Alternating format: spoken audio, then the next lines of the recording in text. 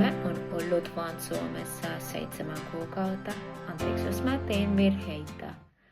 Mutta mä työskentelen vanhusten kanssa täällä. Ja mä tiedän, että he olivat sodan aikana Suomessa. Ja mä kuulin, että täällä ei ollut ruoka, ei hyviä vaatteita, vauvat on kuollut ja myös muita ihmisiä. Mulla on ollut kokemus sodassa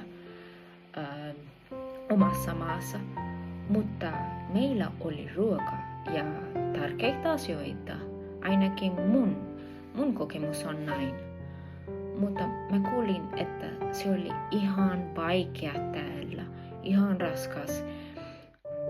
Mutta kun mä näin ne vanhukset, jotka elävät vielä, mä näin, että he ovat ihan iloisia, ihan rauhallisia ja he elävät ihan hyvin kaiken kanssa.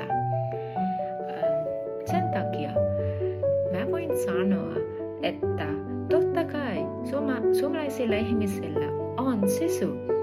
Ainakin mä tiedän, että vanhuksilla on varmasti.